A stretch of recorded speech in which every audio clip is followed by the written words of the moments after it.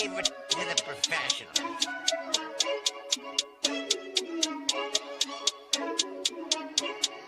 Blessed by Gandhi, blah, blah, blah.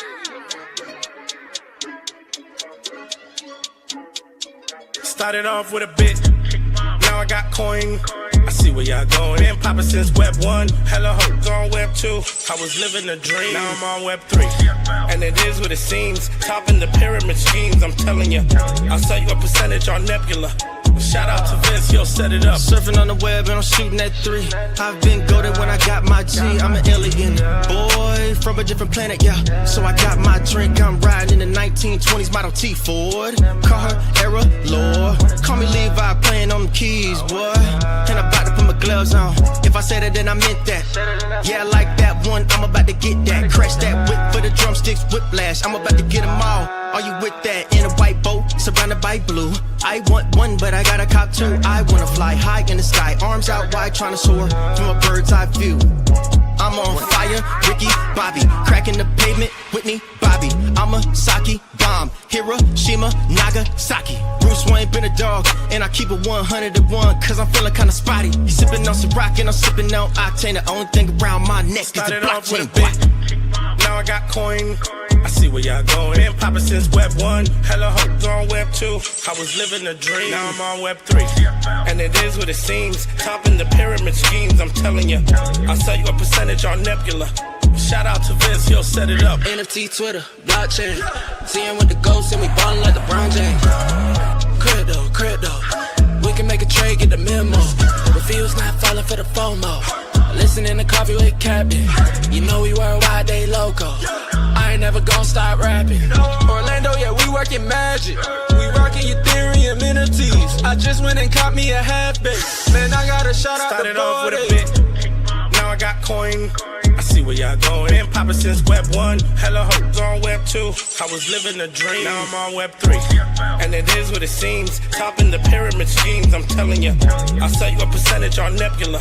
Shout out to Vince, he'll set it up. Breaking the mood to choose one, but they got knowledge to move, son. I'm shocking in shades with my brother in suits, yeah, them blues is coming. Even though it's hard to pick, eeny, miny, mo, soda on the mix, no biting lips, it's time to go. Index number 1, no thumbs up, you gotta scroll. Looking at the ghost in studio, it's time to go. I had a helmet on by myself until I met a mask that wanted to have a face off. So I had to bring my chainsaw, full tank of gas in the drive with my brakes off. I'm A1, but a different kind of steak sauce. Welcome to Coffee with Captain, powered by ApeCoin, where we dive into all things crypto, NFTs, Web3, and cutting-edge technology. Remember, nothing here is financial advice. Early-stage tech can be exceptionally volatile and risky. So grab your coffee and join Cap and Steve for today's conversation. Welcome to the future. Welcome to Coffee with Captain GM. Thanks so much for joining us. If you haven't done so, do us a favor, drops a GM in the chat down below, then head up top, smash that like, repost, and bookmark on today's space. We greatly appreciate it. It does warm up the algo and does us a solid. We're also live on my Abstract today and X feed. I'll drop the YouTube chat link up above here in a second. If you haven't given us a like and subscribe over there, we'd greatly appreciate it, as would our producer Payne. Excuse me. As always, even when the internet goes down, even when AWS goes down, as always, we are live here on Coffee with Captain. I'm Cap, Jim, my co-host Steve. Never any financial advice in the show. Crypto is risky, NFTs are risky, meme coins exception risky. Good to zero to moments notice. Please don't put any money you can't afford to lose in those even hold tokens. We'll talk about time here and show. We're not financial advisors. Certainly not your financial advisor. Don't join us for that. Just join us for some fun information and education along the way. GM Steve, how you doing, sir? Good, man. 8 Fest week. Gonna be a busy 10 days for me personally. Wow, it must be great. It says, like what you're hearing, follow Chris Jordan. I'm like, tweets from 2021. Thank you, Twitter. It's always funny when X does that thing where they're like, tell you to follow someone and you think like, oh my God, did I unfollow them? And you just refresh the page and you are. No, man, 8 Fest week. I'm going to be New York, Boston next week, 8 Fest this week. So it's going to be an exciting, busy 10 days for me. Shout out to Dawn for holding it down in the home base as everything. Busy week coming up, but excited for it. I know I got to hop out at 9 a.m. today to talk with the nerds as a nerd. Just doing a prep call for the Harvard talk next week. But yeah, man, just busy times. But I'm excited to get together with with the friends in Vegas. Definitely looking forward to having those having those conversations. I've been slacking on the Ape Fest leaderboard. We'll see if I fall out of the top 5. Haven't put out, I think, out a tweet in like a week and a half, but I'm still maintaining position from some of my other ones. Or maybe I have like one in the past like week.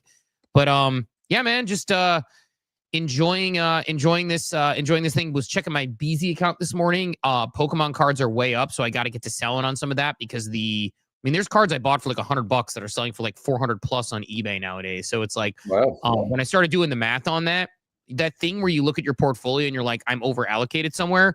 I'm more allocated in Pokemon cards and Pokemon I don't know than I should be. So probably going to turn some of that into cash and move it in some other directions. Maybe even just buy more sports cards with it. I don't know, that I get excited about. But busy week and a half coming up. Already excited to be a homebody in November when I can get myself back to some semblance of normalcy. How are you doing as a nomadic new dwellings? It looks like again. How's that search for a dwelling going for you? I'm not even searching. I'm just a little short getaway in Jacksonville for a few days. Actually are searching for a dwelling, just not myself. Here with someone else searching for a multifamily in Jacksonville, and just exploring the city for the weekend and a couple more days, heading back Tuesday afternoon, evening. But yeah, the hotel setup worked well, and no complaints. It's cold in Jacksonville. It's hoodie season, and had to buy a hoodie yesterday because I did not pack properly, and little chilly here this morning, Steve.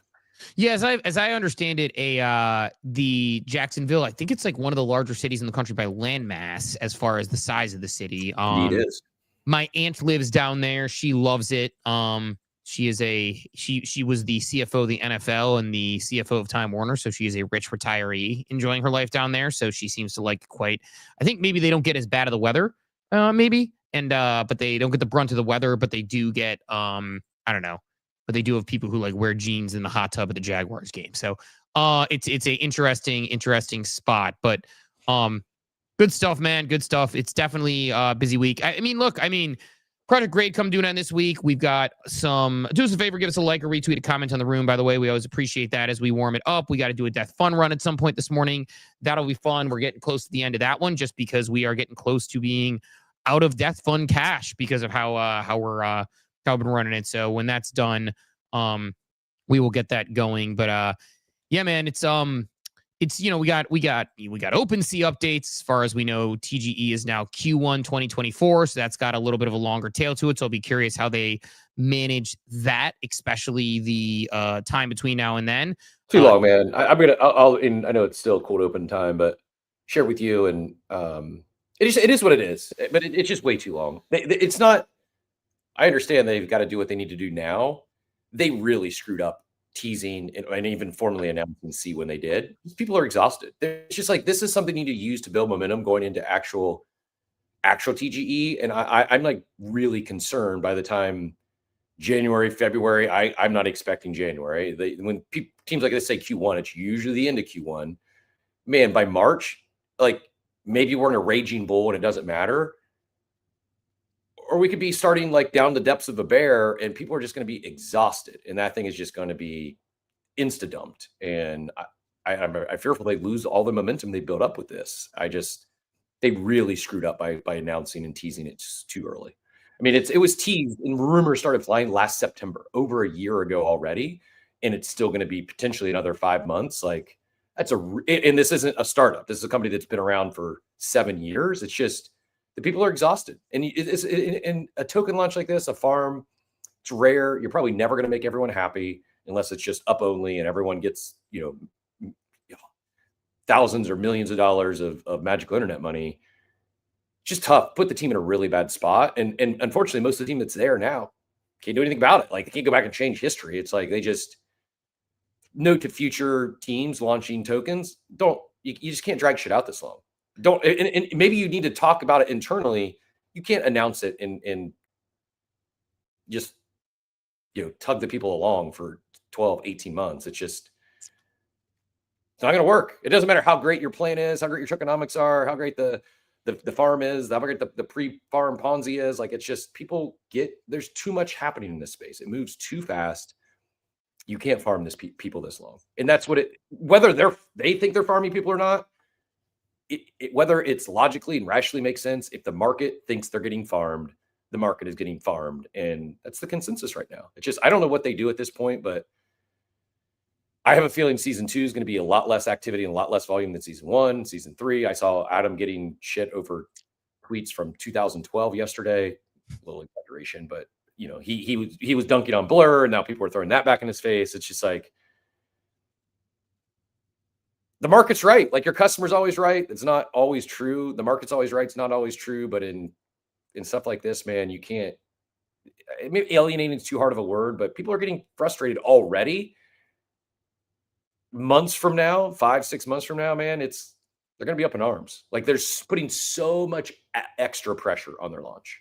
I think it depends on the market conditions, to your point. Like, for example, like, I think if markets were way up when the OpenSea like chest ended, people would have given it less shit, right? Because that Ethereum that was worth, you know, that $1,200 thing would have been $3,000 or $2,000 or, you know, whatever. And so I think markets determine a lot of that. So I think that's the thing they're contending with, is the unknown of the next 3 to 6 months. We'll definitely be curious to see how and Odeka nails it. Like, they had full attention, as full as attention you can get in crypto. It's going to be interesting if a lot of these people do stop farming and move on to the next shiny toy. And there's going to be a lot more shiny toys come into Q1 than there is right now. I mean, just think about all the other TGs we have. If one of those hits and captures attention like Hyperliquid has or Pump Fund has, people are a lot less likely to care about trading NFTs. And they're not going to trade tokens there, man. Maybe I'm completely wrong. After this farm ends, after they drop seed, they're going to really have to have some crazy seed mechanics for people to like, it's going to have to be a stake your seed, get more seed, don't pay any fees. Like, all the token trading's wash trading. They're just farming the swaps to get C tokens. I think that, you know, whatever they did last season in token swaps, it's probably going to be about 50% of that in season 2, when people realize that, you know, farming for tokens was negative EV. I don't know, man. I think it's a really risky proposition to wait to push this thing back for another 5 months. Yeah, I mean, it sounds like, so Devin did a space last week. He dropped some thoughts on it. So for people who missed the announcement, just to give them context on what it is, because I think there's like a couple of different conversations to have here, which is one, yeah, I mean, like, they have to definitely play the market. It is a long thing. I agree. We talked about it before. It's like announcing it early on I think the biggest mistake, if they could go back and change it, was announcing C as early as they did. They should have just kind of kept rolling out new products and having people test OpenSea 2, et cetera. The TLDR, I'll give this on this from the foundation, because they talked about, I thought the front end of this is good, but I know people won't care about the front end like I will, because I like that stuff of, you know, trying to be thinking about it. So they're thinking about, you know, the TLDR of the space in this was they're trying to build products they're entering sort of the everything app fight as far as this goes, which you see with some of these companies. I actually don't think there is a front door to crypto. I think Coinbase is the closest thing we got, but it's kind of boring. It's kind of dry. It doesn't have a lot of the other features. It's not as robust. So I think they're trying to be that front door to everything digital as it comes out. They talked about perps and some other products they're going to add coming in, which potentially could help their token swap fees, I would assume. They said timing C's coming in Q1 2026, so another 3 to 6 months on that. Distribution, 50% of supply allocated to the community, with more than half awarded the initial claim. Both OGs and those who participated in the rewards program will be meaningfully considered. There's that language again. Separately, meaning there is a bucket for OGs that has been there from the start, which is something I suspected. There's a bucket as well, and 50% is a pretty huge supply. I think others have done it, but it's not the norm. Certainly, you've seen as low as 10 to 25%. I think 25 to 35% tends to be what you see a lot of times, and then 50% is a pretty big number. 50% of the revenue unit launch is going to be used to sort of support C there. So they're going to be used to purchase C, and then utility. And I think this is the part where it's, man, rocking a hard place for them, because on one hand, I think they're trying to roll out a product where C is not going to tank right out the gate, where their support isn't just buying back the token, but actually integrating it in their product. But on the flip side, 3 to 6 months is a really long time. So it's like, in their mind, it's funny, like when you read like Adam's tweet, you talked about him getting dunked on for Blur. I'll kind of share his, his tweet from the weekend where I think he kind of maybe came to a head. He said, seeing people dig up tweets from from 2 years ago, trying to dunk on me this morning. Never changed crypto Twitter. Thing is, y'all aren't even making the point you think you are. Our rewards program in OpenSea was designed specifically to disincentivize inorganic NFT trading. Yes, you can participate trading NFTs, but trading tokens is cheaper. Fees, there are less fees on the tokens, provide more liquidity, and yields the same result in our program, dollar for dollar. There's simply no reason for someone to wash trade NFTs in our program. They'd be paying more money, taking more risk, and putting in more effort. And this is where I think we talk about like what the expectations of the program were going in. I think this is our take the day after and the day before. Like you kind of said this day before the chest revealed, people weren't doing the math in the EV. People were wash trading NFTs, which was pissing off a lot of NFT people. And the whole time it was like, it's a rewards program. It's a better rewards program for dollar than 99% of rewards programs that exist. People expected it to be a plus EV farm. And, he's trying to say like, look, we tried to design something that wasn't Blur-esque. But of course, people treated it that way, and it's how the market reacted. So I do anticipate a lower volume going into this next season, and I actually think that's probably healthy. I think people should just do what they normally do on OpenSea, and at some point, the historical volume will be rewarded. This new stuff will be rewarded. They'll get their token drop, and we'll see when they happen. You gotta hope if you're OpenSea that the market holds. Which, by the way, maybe a hot take. I think the market will hold. Like, I actually think that like people seem to be thinking that I hear people saying like, we're going to be deep in a bear and the cycles and this is how it works. I don't think we're in normal cycles. I think we're going to have midterms coming up. I think we have a crypto friendly Congress right now when they actually work and have jobs. And so like, I don't know, man. Like, I think that it just depends on that. But I think it's interesting. But I think there's a lot of people who are like, drop the fucking token because they're just like sitting there like, drop the fucking token. They just want the cash. And I get it. And they feel like it's been dragged, and I get that too. I do think that they're trying to approach it. How do we make this thing sustainable and not make C just dump? And that takes a lot of work. So again, the biggest, I think there's been some things we could, point here and there along the way. I think the biggest thing we'd say though, and I think we both agree, it's like announcing it this early was people are going to be exhausted, but we're going to have some airdrops between now and then. Sounds like maybe Mega ETH sometime between now and then if they're doing the pre-sale. Monad between now and then, or Monad, however you pronounce it. I've heard them say Monad a couple times on the, I think the intern calls it that. So I think we've been saying it all wrong. At some point we're gonna get an abstract airdrop. So we're gonna see some airdrops. We've got, we had that list the other day. So ton between now and then. And hopefully people are eating come that time. We shall see. But it's I like the business end of me loves the business they're building. The tokenomics person in me loves the 50%, goes to the community drop and half of that unlocked day one.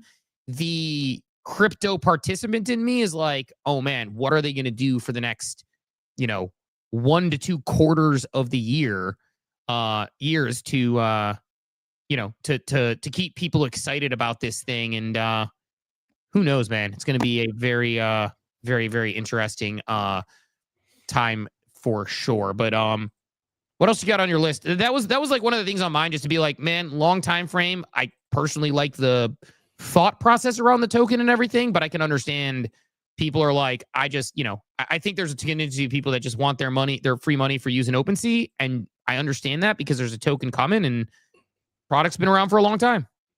Yeah. I'm on the other side on the allocation. Kind of bummed me out. You wanted more than 50%. Well, it's not really 50%. It's 50% to the community, half of that, so 25% at launch, basically the same thing Magic Eden did. And Magic of that Eden 12.5 at launch, didn't we decide? Of that, same thing here. Of that 25%, they're making it sound like half is going to go to historical usage, half is going to go to the current farmers. So basically historical usage is going to be 12.5% of TGE, which whatever. Oh, I don't think they gave the exact numbers around it, but yes, like it's 50% going to the community and 25% going at launch. I mean, I'm not sure what more. I mean, again, that's one where it's like, I'm not sure what else to expect in that one. Like 50% going to the community and 25%, half of that going immediately at launch is. Well, it's more like it's been touted. I've seen some people, oh, this has never been done before. It's like, well, it actually, most of them have. And I don't know. So I didn't know Magic Eden, but can you name others that have allocated 50%? Like, Yeah, hold is that on. pretty common? I went. Yeah, I went and pulled them all up. Yeah, give me a list because like I've seen a lot where like for example I want to say and actually not only have a lot it's I had some big brain and it's too technical to get into. I thought actually I text this individual and said, hey, if you want to help me ghostwrite this, I will. I'll send a tweet about it. But basically, how we actually 50% of the community isn't necessarily a good thing. If you're talking about you want the token to be successful, you want the evaluation to be successful, because it's, there's no control over the token price, right? Like you want less tokens in the hands of the community. You just want those tokens to be more valued higher. I'm not the right person to explain it, but let me find something I can accurately explain in other token allocations. this is like that's a kind of like a. I think that's a big brain. It was a really big brain who's knows a lot more about tokenomics. I honestly feel like that's a super unfair take to be like they better. Actually, their take was before OpenSea. It wasn't even directed at OpenSea. It was another TGE, and then this was a follow up on it. Right, but I guess like the take of like the community saying we need an allocation, 50% going to the community with 50% of their revenue used for buyback feels like a lot, right? Like I said, like I don't want to say like Proof of Play did like 40% of the community. That was considered a massive allo. So I'm curious, like other ones that have done 50. But like, it doesn't seem quite fair to be like, we want token, okay, 50%. And then someone being like, but then you can't control it and the community is going to dump it. So that's bad. So like, it has to be one or the other. So if people don't want 50% going to the community, I feel like if it was like 25% of the community, people would riot. But I feel like if it's 50% of the community being like, well, now you can't control the token, I'm not sure that I don't see. It's not my take. I just sharing. No. I'm saying like, I think people got to pick a lane on it is my point. Like both takes are fine in a vacuum, but they can't coexist is my point, right? Like being like 50% is on one hand, I'm hearing that's normal. That's what they should do, which again, I like to see, like, I'm curious to list. Cause like, I like genuinely not saying that it didn't happen, but then like to say like, but giving that to community is a bad idea. It's got to be one lane or the other. Like it can't be like, we want the token and 50% isn't enough, but also that's too much. Like, two different people. Some people are saying it's enough. Some people are saying it's not enough. I think it's more on, it's not the only, I mean, literally their biggest competitor did 50.2% to the community. It's exactly the same overall as, or 2.02% less than what Magic Eden did. So I just think it's like disingenuous to tout as like, oh, this has never been done before. It's like, well, I don't think anybody said never been done before. I think people said it's a large allocation, which it is. Like this is like kind of another one of those like when we talked about, what was it last week where like we were saying it was like, there was this like take that I think didn't exist, that it was like, it's bad that Monad was giving that allocation. I think people were just kind of asking like, it's not necessarily a bad thing and nobody's complaining about it. I think in this end, like, I don't think anybody's saying this never been done before. I think 50% is a big allocation. Like, I'm curious, like, where, like, is there a large, like, group of, like, large companies like this in general that have done this before? And that's what I'm saying. Like, if people have the list, like, I'm totally open to that. Polkadot did 50%. Solana did 39%, Hyperliquid 31%, Sui 36%, Chainlink 35%. And that was 35% of the total 1 billion token supply, with another 35% going to node operators and ecosystem incentives, and 30% reserved for the company for development. So Chainlink did essentially 70% to the community. Half of that though was. Well, that's 35% of the community was what they did, which is in line with what I expected. Like, giving money to your node operators is just how it works, right? I mean, that's not community allocation. That's people running your nodes. Like, OpenSea doesn't have nodes to reward. So like, I don't know that that's an apples to apples comparison. Like, what was the token allocation at drop, right? The token allocation at drop, like you said, like 35, 36, 32, 31. That's right. So normal. This take is from the individual who said 50% isn't the best. And most of these ones that have done 50% of the community haven't performed as well as the ones that have done 35 to 39%, i.e. the ones I just mentioned, Solana, Sadie, I'm quoting here, 50% of the community token is an NFT design. DeFi people are not looking for community support. They want limited supply of the token. Too much token leads to dilution of pools. The only value a token has is in the value side of a liquidity pool. There's limited amount of USDC ETH to support the C token. So you hand the community 50% of your supply, meaning the monetary value in the pool is diluted and under attack. Platform lacks the tools to absorb the dumping. So you're going to see platform requiring its market makers to refill the bucket. Buybacks with fees only work if the fee bucket is refilled, but that requires volume. People using the platform for tokens are only there for the airdrop. They will go back to Radium after this. LP providers have no incentive because they are being rewarded with a token that has sell pressure that can never be alleviated. On top of that, investors and lockups increase sell pressure, so you have to create cycles of token value as lockups come into view. TLDR, this is more challenging because they're relying on the token swaps for their liquidity, and they're not competitive in that world. Like, part of the problem here is they need the market makers. They need people who are deep in DeFi, deep in tokens. Those people don't want to play when there's never-ending sell pressure because 50% of the token is going to people who are just going to dump it. Does that make sense? Yeah, no, that's a whole different Also, this is not my thesis. This is just this is someone with a bigger brain that understands tokenomics far better than myself. I was just quoting there, and it has makes logical sense to me. I get it. It's just it's not my words. Yeah, when you explain it that way, I understand that as an argument. So that's a whole different, to your point, that's a whole different discussion about whether it is even good to allocate the 50% to the community. I do think in a vacuum where they are now is a logical thought process. I think the point that they made is that when they're introducing things like perps, potentially things like LPs, I asked them about that specifically on the space on Friday. So that's kind of the question is that wise? I don't know. I don't know the answer to this. I think it's a big swing. And I think it's a real pivot. It's much more of a pivot. No one's talking about the pivot OpenSea's making, but going from an NFT marketplace to the everything app, it's a pretty big deal. It could win, or it could be the beginning of the end.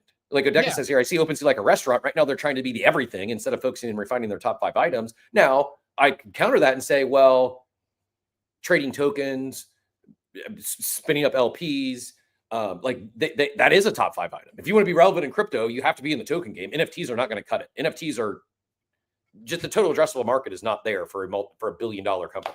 There's no chance of IPO going public if all they're selling is NFTs. It's just the market is not big enough. It's never going back to 2021 levels. I say that with confidence. And I'm an NFT fan. It's just that was a bubble. That bubble burst. It's never going back to those levels. At least not in the collectible NFTs we're talking about. The total addressable NFT market, if you want to start talking about RWAs and tickets and all that shit, yeah. But people trading digital JPEGs that are cartoon images or art, it's just we topped. And they're never going to get back into that valuation. If all they relied on NFTs. So I hear you, Odeka. I think they have to do this. It's a really tough deal because the others who it's almost and I don't want to say this, I'm not trying to FUD NFTs this morning. That was not my take. There's an argument that they'd be better off to just go all in on perp decks and become a competitor to Hyperliquid, and NFTs are just a secondary thing. Oh, you can also trade these on our platform. I agree. So this is kind of this is the thing. I actually agree with everything you said there. Number one, I don't know why this made me laugh so much, but it did. OpenSea equals Cheesecake. I don't know why. It's Cheesecake Factory is just, for some reason, whenever Cheesecake Factory comes up, it's funny. I agree with everything there. So I think that's exactly it. And I think you nailed the challenge they have is that they're not going to walk back into a $12 billion valuation on NFTs. So they're probably a $2-3 billion company right now, something like that, based on what they do and how they do it, is my guess. I don't know. I'm not a VC guy, but I think those are the valuation numbers I saw last I researched it. And I think your point that you made is exactly right, where it's they have the choice right now. They could be Amazon, who's selling books and moves into other products, Netflix, who's emailing you DVDs, then moves on to other products, or they can be Barnes and Noble and be closing stores left and right because it's that's all they do. And Barnes and Noble sells books. Books don't sell as well as my everything else I buy on Amazon. And I think that they're looking at that digitally, and there are going to be a bunch of competitors in that space. It looks like Coinbase might be entering that space. Phantom's starting to offer things in wallet. Rabby's offering things right in wallet. So what does OpenSea do? But here's their challenge: is it's not just going to be what the Web3 natives. It's not just going to be. It's going to be Robinhood. It's going to be Charles Schwab next year. You're going to be able to trade crypto. It's going to start a spot. You don't think you're going to be able to do perps on Charles Schwab?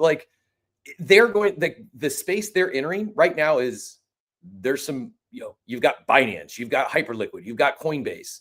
Oh, by the way, the largest financial institutions in the world are all going to be your future competitors. It is a very, very, it's not competitive in the sense of, oh, there's thousands of startups in crypto all going for this this piece of the pie.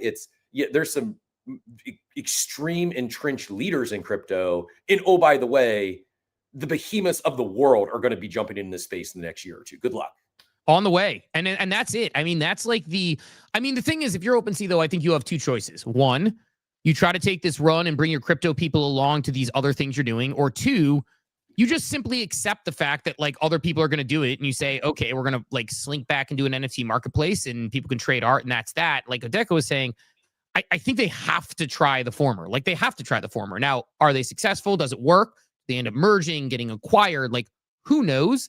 But I do think that that's probably the direction that it seems they're going, which is, again, if you offer sort of the everything in one place, that's going to be your best bet. So I think like that's kind of what they're trying to aim for. That's what they're shooting for. I get it.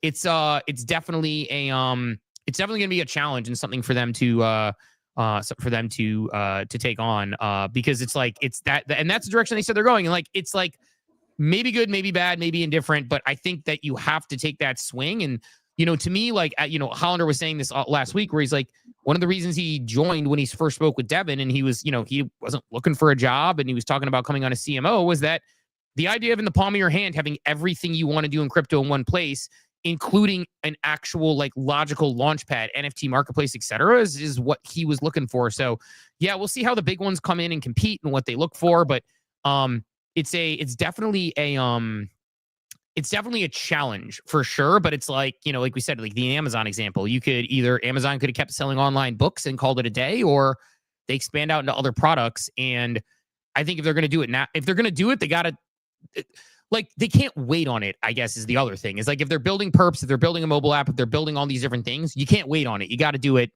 as soon as possible. Agreed. How many mini coffee cups do you think I can finish this morning during the show? Coffee for ants I have at the hotel. Whatever the number of several is. I've already clocked to Starbucks and I'm like gonna get another one probably when I jump off before my next call. But I do absolute damage. I will be capped by the number of Keurig cups left because I can't go down. I mean, I guess I could go down to the lobby before 9 to get a refill, but I hope housekeeping topped up the Keurig cups yesterday. I did not check. Yeah, for sure. A lot of coffee. What? Go ahead. I was just say I am so a couple things. One,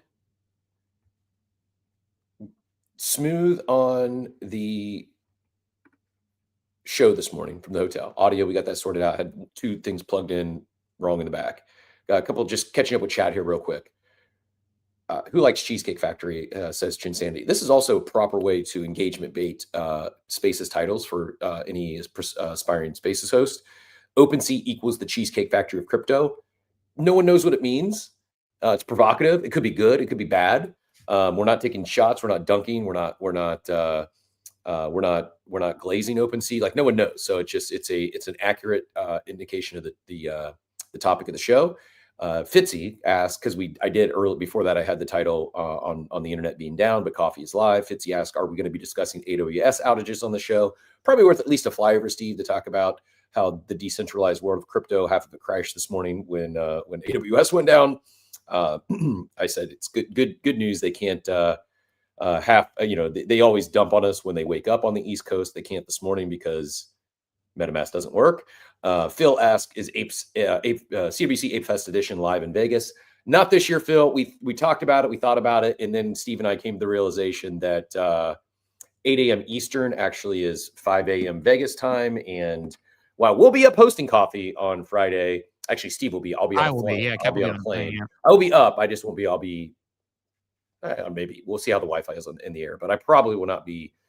Won't be hosting. I'll be tuning in maybe for parts of the show on Friday. But yeah, it's 5 a.m. So we did not think many of our ape friends would be up for a 5 a.m. live coffee following Thursday night in Vegas. Actually, now that I think about it, there'd probably be 20 or 30 that would still be up from Thursday night in Vegas, Steve. So we probably could have done it, but yeah, no live show this year. We'll wait till we get back on East Coast Ape Fest, or actually, I think I'm going to call it right now. Ape Fest 2026 will be in Miami. That's my bold call this morning. That's my bold prediction. I think we're getting a clubhouse announcement in Ape Fest Vegas this year. and I think it will either be at Clubhouse for next year or to be like a groundbreaking. I think we go back to the East Coast, specifically the Southeast, and even more specifically Miami Clubhouse to celebrate the opening next year. Yeah, that probably tracks, which makes life a little easier for a lot of people. I think. I mean, Vegas, I think, worked for a lot of people. So I think, but like, I'm looking forward to Vegas. I'm excited for that, and I'll be excited for Miami if there's an IRL Clubhouse to attend. I will say this, and then we'll get into like, I know we got to do Death Fund, Daily Market Update. We should probably do a OpenSea Claw poll because we got some OpenSea Claw polls courtesy of BZ for our friends here on Coffee with Captain. I'm considering fading Art Basel just from a personal trip perspective at this point. Okay. I'm gonna have to, I mean, I may go, but I'm gonna have to have a compelling reason to go. So, for reference, like I mentioned, like I kind of mentioned this in my GM tweet. I'll toss up top for the hell of it. But like, I basically am going to be in 4 cities in the next 10 days. And so I'm going to get back in November. I'm making a promise to myself. My wife and I talked about it to do because we just can't get a routine going, to do the sort of 5 a.m. workout thing again, to try to get ourselves running on that, which means earlier bedtime, et cetera, et cetera.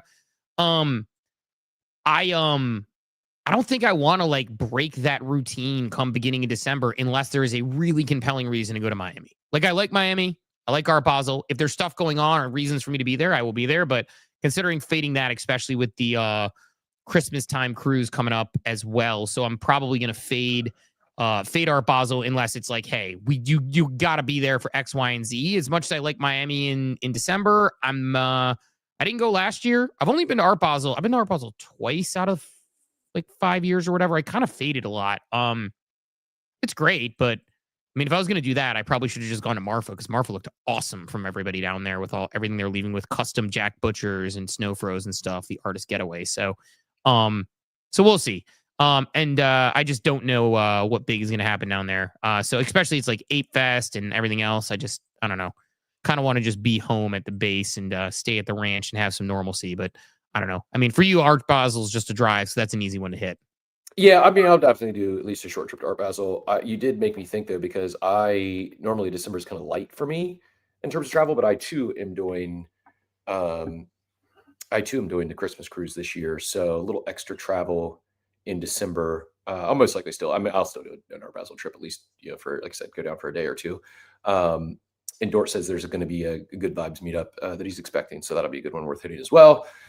I know we got special guests coming up here at 9. We're going to do a deep dive into Ape Fest preview. We also had, your thoughts on AWS and the internet going down and crypto going down, and anything else on your tick list this morning, Steve? I mean, nothing outside of the fact that it shows how feeble we are as a society. Like, I once read that, if I read something like, basically, if a massive asteroid were to hit the Earth, there would be no proof that we existed here in 20,000 years or something. Within 20,000 years, everything would be erased outside of some stone things like the pyramids and shit like that, which would hold up.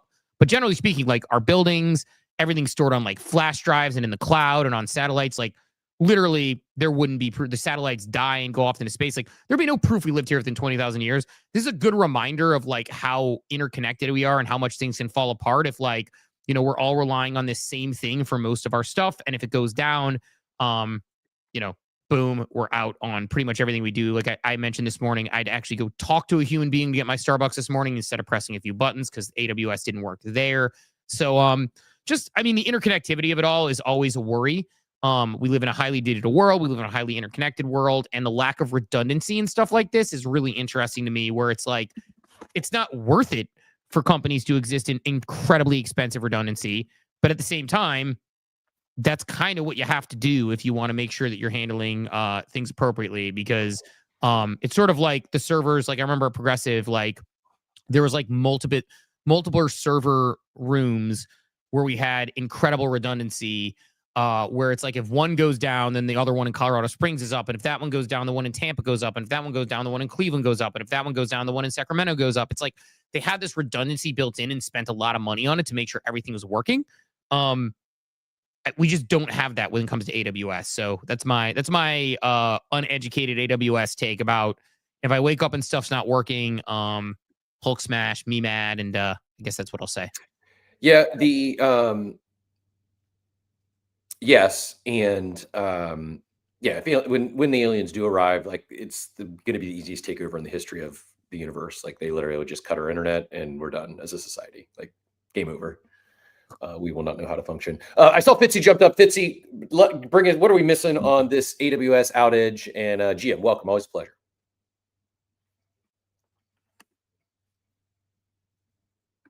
I do not have Fitzy coming through my ears, so I don't know if you have the slider down or. Hold on 1 second, Fitzy. We're getting Steve's not catching audio. It's probably, which means it's probably not coming through the stream. Yeah, let me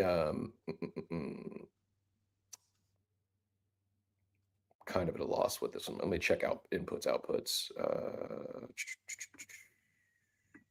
Mother effer.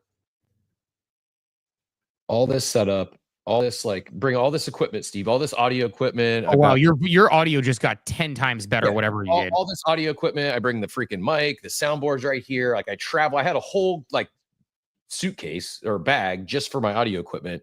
And then lo and behold, here we are in the space is 41 minutes in, and my mic input is my MacBook Pro, not the soundboard. So Fitzy, take two. We should be good now. My bad. Yeah, how's that coming through? Much better. Good. See you guys, I assume. Yep. I'll learn how to host the spaces properly after 1,012 episodes. My apologies, everyone. GM guys, I mean, respect for you guys for taking all that equipment when you go to places like that. That's a pain in the ass. But yeah, you don't need any of it. I'm sure you're not missing anything on that, mate. It's just that this is now the second time in I think the last few months that this has happened, and it is crazy how the reaction on X from people to this. For example, the ordinals side, right? You have all the Bitcoin people come out, and of course, I'm a Bitcoin person myself, but the ordinals people come out and say, hey, all your JPEGs are stored on AWS, and it's like a big dunk, and it's all that sort of stuff, which is, of course, true for 99%. But what they fail to acknowledge in these moments is that the apps that they're using to do anything with their assets are sat right next to their JPEGs on AWS, right? That's the thing that people still aren't ever discussing in this space, is just how centralized Web3 is, right? A chain has assets. A chain is decentralized. But the second that you go to use anything, it's completely centralized again, because it's all going through the cloud. All the levels of the stack that the devs are using are an external dependency that they're not running on the networks themselves. So a chain can be decentralized, and your asset can be, and let's use an ordinal as the example, it can be fully decentralized, fully on chain, pure decentralization, right? But it doesn't change the fact that everyone is still using centralized rails for everything else, and it does not have to be that way. You can just do things in a peer-to-peer manner, but nobody seems to do that. I'm passionate about it because of the fact that the track is a peer-to-peer L1 for this very reason. So when everything else goes down, nothing on track does, because the node and the smart contracts and the wallet are literally built into the apps. You're running that shit locally, right? That is App 3 rather than Web 3. And Web 3 under the hood is Web 2 with some tokens. Yeah, I mean, it's a fair take. I mean, I don't and this is where I'll differ from some people, where it's like, look, I understand the dream of decentralization. I think it's a noble cause to be fully decentralized. I'm not a decentralization maxi. Not saying there's anything wrong with those who are. Just has never been my journey as far as that goes. And I understand. I actually like the integration of Web 2 into Web 3 products. I enjoy that. I enjoy the interplay. I think they're both good. But I think a lot of people, I think there's a lot of people who maybe don't. So I get it, and I understand the perspective there. Just not I'm not the one who I'm not the one to fight the sky on that one personally, but I understand those who do, and I think it's actually a really noble mission as far as that goes, and I would love that world when we talk about it. It's just not the world that I am. I understand it, but I also am not as much a decentralization maxi. I like it when everything actually talks to each other quite well, but I understand those who are, and you're right. I mean, it highlights why decentralization is such an important thing. It highlights the importance of being on chain. I've been talking about it for a few years. Being fully on chain for certain things matters. If you collect digital art and your digital art's not fully on chain, you don't own art blocks, OCMs, etc. Well, then, somebody stops paying a bill, the thing can go away. So personally not a decentralization maxi on that stuff, but I understand those who are and don't it's definitely a thing people run into. But Fitzy, go ahead and respond. Yeah, I think I agree. Not everything has to be fully decentralized, but I think it depends. If we look at it through, the things that people like, maybe I say in these types of conversations, it's not all about being a decentralization maxi. If you're a business owner, right, let's just think about this from a money perspective. The amount of money that companies spend to scale their apps, right, Web 2 or Web 3, is gigantic. The amount of costs you have to pay a centralized cloud service provider just so your app scales means that companies literally die, right? Those costs die because you have to pay, usually, like anything, a subscription to get anything that's cheap. So you pay for a huge thing. And there was a post that we put out recently about the amount of money that is wasted, right? It's billions. The amount of money that's lost today because of not being able to transact on your business, your app, right? It's billions and billions.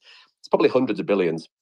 So from a money perspective, it just makes sense. It's not about saying that decentralization is there because we're cypherpunks and we just all want to make sure that every single thing is decentralized and fuck anything that's centralized, right? It literally just makes sense. You can achieve much more, right? You mentioned about connecting things.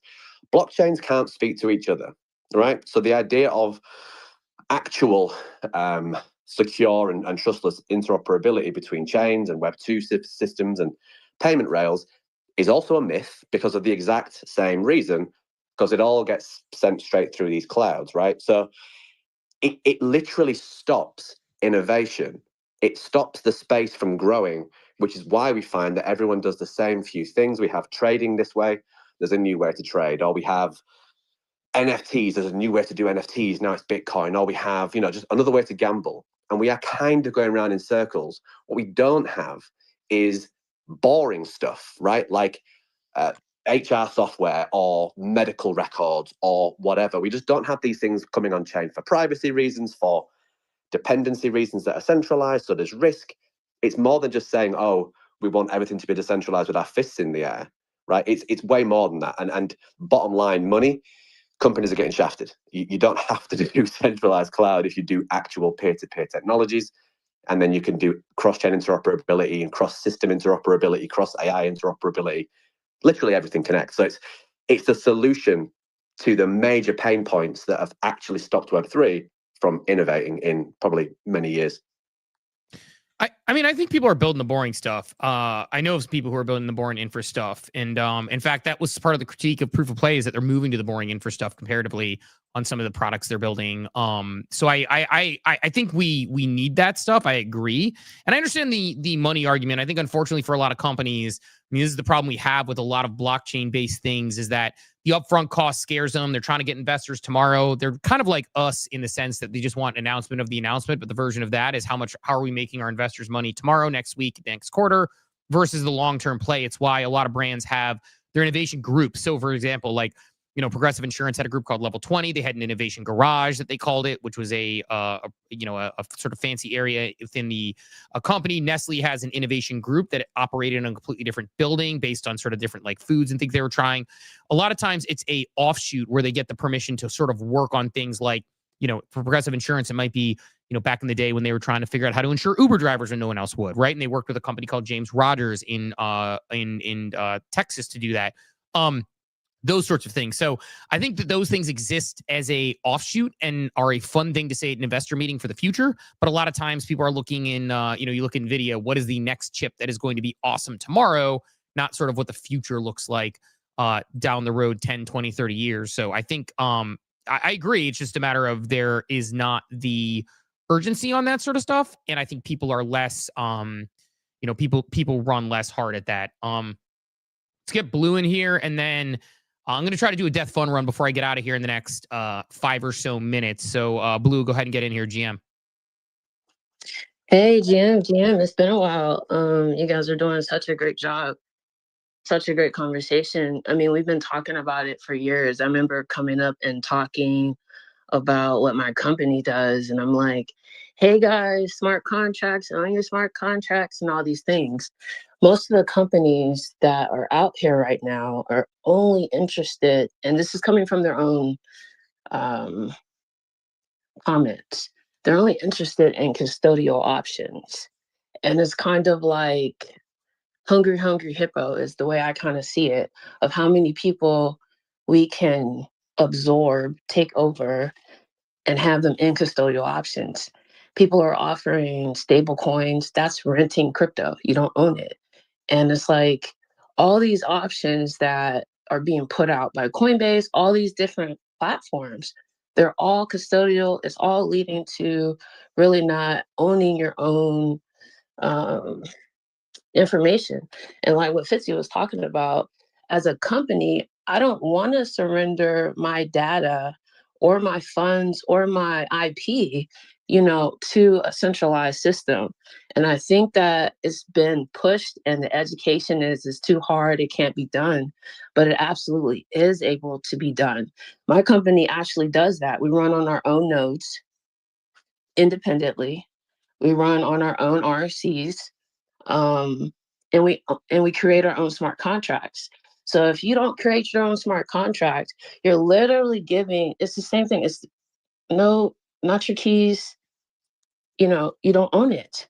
And so the problem is it's gotten really comfortable, and there's been a lot of funds that's been pushed behind a lot of these initiatives, of people coming and saying that they have things that they don't. How did they take away royalties? It's because we didn't create our own contracts. So it's now we just need to make a choice. There are options out there for us to independently run over all of our things, to NFTs, to businesses, to right now we're working with people to put their wills and trusts on blockchain. Or talking to different countries to put real estate, on the blockchain, on nodes that's detached from AWS, because you can wake up and it's nothing. And then a lot of these JPEGs that people are talking about aren't even in the smart contract, so it's not even on chain. And so that's why when people wake up, they see a gray square. So it's like we really need to think about what we're trying to do. Do we want to operate in blockchain, or do we want to kind of copy what we're already doing and then kind of call it blockchain when it's really not? Steve, I have a bold take that's maybe contrarian, probably going to upset Fitzy and Blue and any decentralization maxis. I don't think it matters. Like, I hear you. I agree. What they're saying is accurate. But my take is if AWS goes down for an extended period of time, we're all cooked. It doesn't matter anyways. Like, they're one of the most valuable companies on the planet. They're going to be back live. They're going to add redundancy. If our internet goes down, the 0.1% of us that are on chain, could we interact? Could we transfer funds together? Sure. Like, I agree. I fully understand the power of having funds in a decentralized environment. If the reality is, though, we still need electric.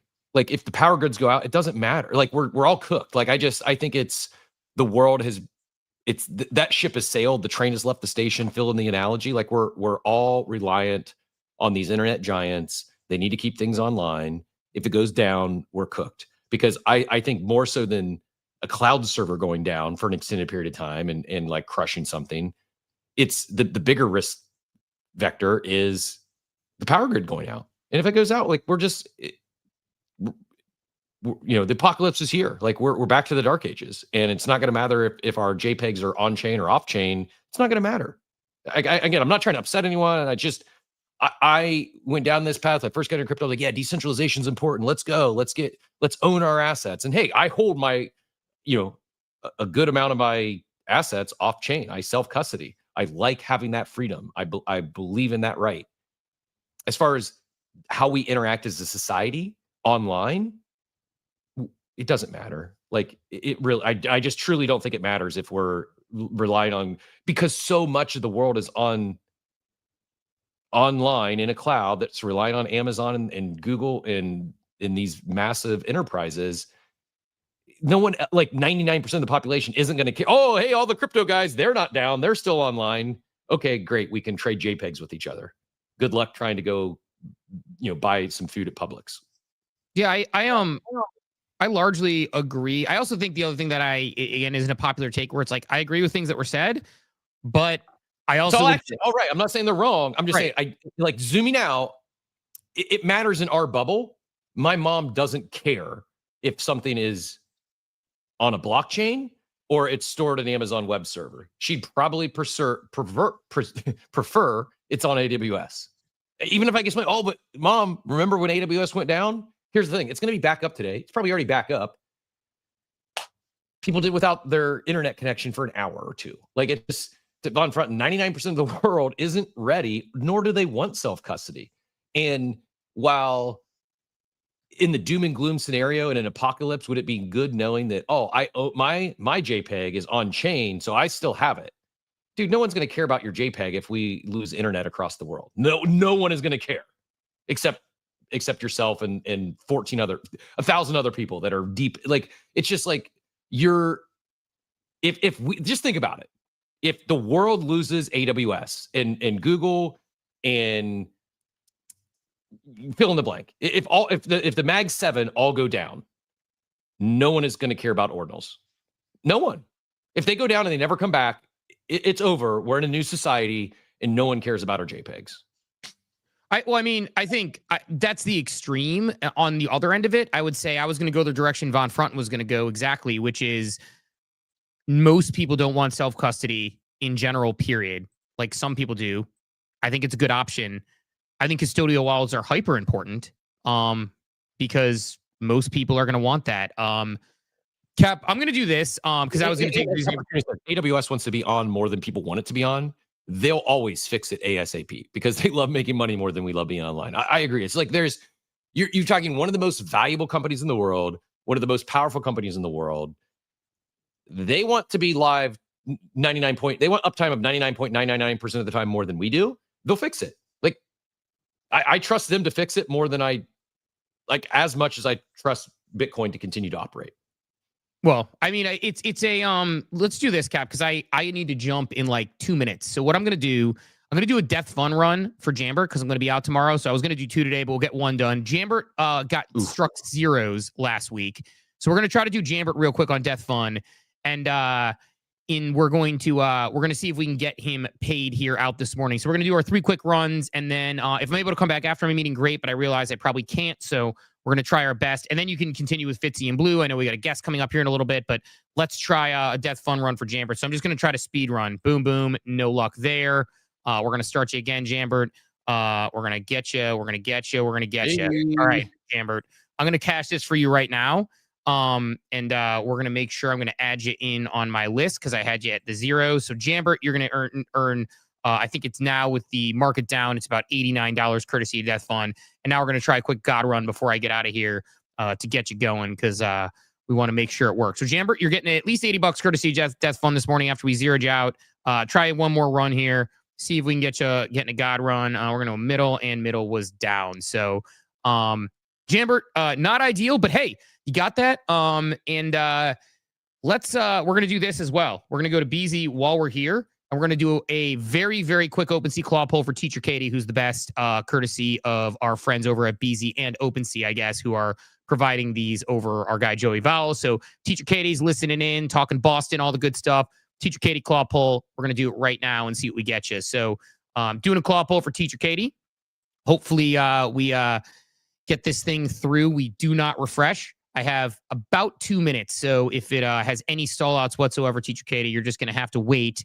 And we will do it again. Here we go. Claw poll in progress for Teacher Katie, courtesy of our friends over at BZ on the OpenSea Claw. Teacher Katie, you got a trading card game, Pokemon.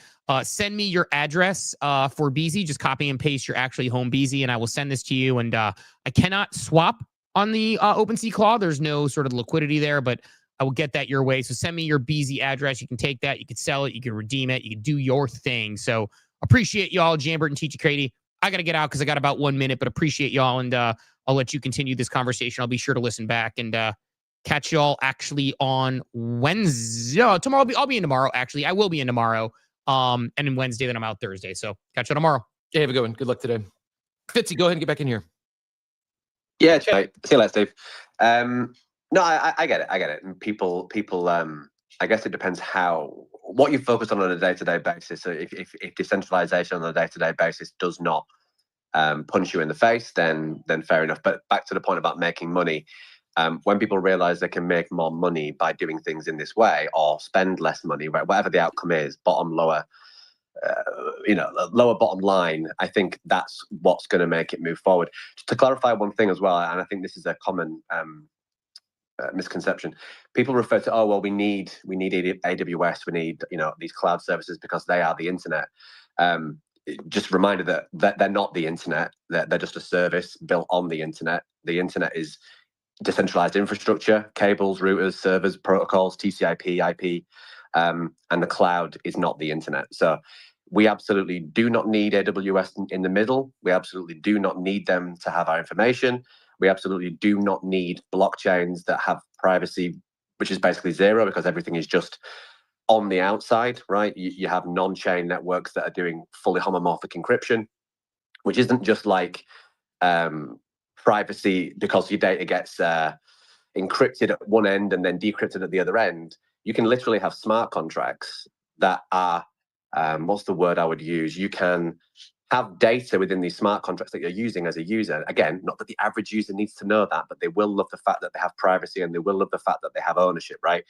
But things can compute on encrypted data that literally never gets revealed. So I could prove to you that I am 18, but you don't get to know how old I am, right? Like when I go through passport control, it is mad and will be looked back as crazy that we used to have to show somebody our full, every single person at these booths.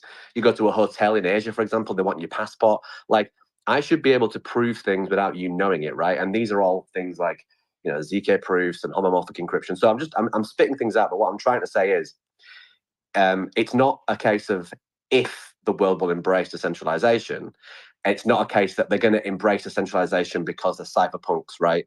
It's just better technology, and it more fits with digital assets. So that's where it will go, because as the same way that we love ownership within a digital realm, we're not really fully owning these things, right? Because we have to use these centralized services. So people love owning things. Humans love owning things. We used to own things back in the analog days.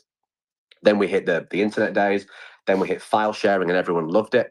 But of course, we lost ownership, and then you have DSPs that come in and take all the money, and then artists aren't getting paid. So again, money. Snoop's been talking about it for years. All the artists have been talking about it for years. Taylor Swift for sure, Drake, all these people. They'll own their audience on peer-to-peer things. They won't have to use any of these centralized things. I'll stop. But it's not me saying I'm a decentralization maxi. I'm just trying to explain that the technology is there for a reason. It's emerging. And we loved Bitcoin for a reason. We will love owning everything else also for a reason. And the main thing is cloud is not the internet. So that's my rant. Yeah, no, again, I agree. I don't disagree. I appreciate decentralization. My take on every time we have a cloud outage and people point to, oh, see, AWS is off chain. Your JPEGs are just you can't even see your JPEG. Like, I don't care the least bit that if there's an NFT I own and I go to it this morning and it's a question mark or a 404 error, I truly don't care. Like, I could care the least bit personally. I own my assets. I hold my assets. If I can't see an image of it for a few hours, I don't care. And my reasoning is, if it stays that way for weeks, months, forever, it's not going to be worth anything anyways. In today's world, fast forward 100 years and we don't rely on cloud services and everyone's on chain and everything's decentralized, that changes. But in today's environment, it doesn't matter to me personally in my personal journey and how I view my trading or my investments. If I go to look at a JPEG and the image is a question mark, like for a short period of time, I don't think Amazon is at risk at going under. Therefore, I think it's very safe. It's safer to me that Amazon more likely that Amazon will come back than will Ethereum still be on live in 10 years. And I think Ethereum will still be online. It's been online for 10 years. There's no reason to believe it won't be online. It doesn't bother me if the internet goes out for, let me put it another way. The financial impact of Coinbase going down or Facebook going down or Amazon actual shopping e-commerce site going down for 4 hours is far greater than all the JPEGs in the world going down for 4 hours. There's so much incentive for them to get things fixed. They've always got it fixed. And I don't think the cloud services are down. See, I told you, you should be on ordinals. You should be on Bitcoin. It just doesn't hold any weight for me. I hear you. I appreciate decentralization. It is better tech. I just don't think it matters in the short term. In short term, being the next 5 to 10 years, I don't think people really care outside of our very small bubble. And it does. I'm here in the bubble, and it doesn't bother me. This is just my take, just my opinion. I respect yours. I don't think. I think I guess what I'm saying is there's other benefits of decentralization and blockchain tech that far outweigh the cloud services versus truly decentralization conversation. Blue, what's your thoughts? Yeah, I totally hear you, Cap. I just think I don't think it's people don't want decentralization. I think it's people don't understand fully what decentralization is. And the problem isn't interest, it's education. It's about ownership. It's about protecting your business, your voice, your data, your family, your estates. It's artists are moving to peer to peer. There are people outside of air quote Web3 that are saying, I want to be able to own my property. I'm tired of these people taking and being able to repossess things, keep me out of a restaurant or keep me out of a hotel or a cafeteria or whatever. I think when you explain to them and say, hey, these people can't come take your land anymore if you're on a node and your own smart contract that's created for you. And when people can understand that, when I go talk to businesses and say, hey, if you use this type of system, you can cut your operating costs over 30%. They want to listen. They're like, tell me more about this decentralization. And I also think that AI helps with the communication between the different protocols and platforms. It's honestly a change of mindset.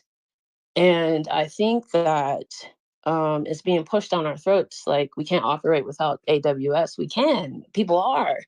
The thing is, it's literally kind of like how we explain crypto to people. It's, do you want to be stuck in a matrix and be controlled? Because that is what our world is moving to, not just only the country in the United States, but like properties and just how things and systems operate is all going to be based off of that. That's why so many companies are pushing stable coins so that they could be able to still control. I think it'll take maybe another FTX, something like that, to affect people to say, hey, I really want to understand what's going on. Or waking up and seeing like your business is not on chain anymore because you're plugged into something centralized. It's more than just what we call our JPEGs. I think it's a lot deeper than that. Maybe. I don't think it's that deep. I really don't. Sorry. Again, respectfully, I don't think it's that deep. Like, you want to talk real property and things we own, like, there's probably the first conversation revolves around property tax before we talk about whether it's the deed stored on chain or, at the local courts. I just clerk of courts. Like, I hear you. I don't think it's that deep. I really don't think it matters. I don't think people care. I'm not trying to downplay it. I appreciate the vision and the I don't know the right word I'm looking for here. I don't think it's that deep. I don't think businesses really care. They just want things to work. They want things to be cost effective. And right now it's much more cost effective to work with the existing rails that we have as opposed to trying to build out your own infrastructure on chain. And they just want things to work. Maybe we get there at some point in today's world. I truly don't think it matters. If it really mattered, then this week, every business that was affected by this outage would be coming on chain and leaving Amazon Web Services. And they're not going to do that. Like, maybe I'm completely wrong. And breaking news, everyone terminates their contracts with AWS because they were down for a few hours. I don't think it'll happen. It's just, I really, truly don't. I know this is a heated conversation, and I do want to get you back in. We do have some guests joining us here any minute. So, one other thing I want to hit on. So let's, Fitzy, go ahead and get back in here for a quick response. And then one other topic I want to cover, and I think our guests will be joining us to talk Ape Fest festivities and things you don't want to miss here soon. But Fitzy, go ahead. Yeah, cheers, mate. I think let's take the NFTs out of it, right? Let's take the chain out of it. Let's just use AI, right? So we all know what happened with the centralized internet, right? AKA the internet, right? the one that we all use, where all the social media giants came and farmed our data. Pretty confident no one in here enjoys that. Pretty confident no one enjoys it if their personal data is leaked. Pretty sure no one enjoys basically being the product, right? So let's just start there at a human level. Think about how efficient AI is now at getting this information. And again, it's all completely centralized. Think about your children, right? I know you guys have children, right? Think about them on the internet interacting with ChatGPT, and we all use it, right? So we know how deep we go, our thoughts, our feelings. We speak to these things, we have conversations, right? It's keeping all that information. And of course, as it was in the first iteration of the internet, we're going to have even more powerful tools used against us in this new internet, right? So I'm using ChatGPT, or whatever your favorite LLM, right? Insert your favorite LLM here. It's going through the cloud, right? Doesn't have to. What it could be is you could be running that software on a decentralized network, which, by the way, I'm not mentioning the word chains because chains are the actual problem, right? They're actually one of the biggest friction points. You have the trilemma, right? You can't put all this throughput of data, and an LLM is the best example, right? You cannot put an LLM fully on chain and that remain decentralized, right? You just cannot. They're not built for that. Either the costs go up, the wait times go up, or the decentralization comes down, right? None of us really want that. So if you run an LLM on a decentralized network, and I know this because I've had to research it because I work for Trek, right? So it's a peer-to-peer L1. You can run that same software, right? Literally on this type of peer-to-peer network, and you're leveraging the power, and it'll give you all the answers, and you can have these conversations, and it can still scour the internet, and it can still find your information. However, you completely ring fence that conversation. You're not sharing your information. You're running this device on your device locally, which is key.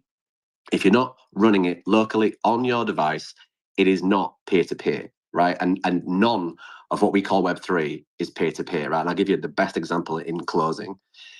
Peer-to-peer cash is what we call Bitcoin, because it is. But I bet, how many people are in here?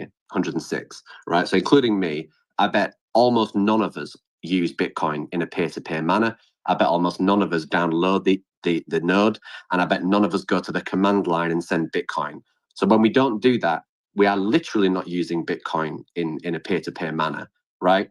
You need to use cloud-hosted wallets, cloud-hosted layers of the stack of whatever your app is, and all your data is running through it, right?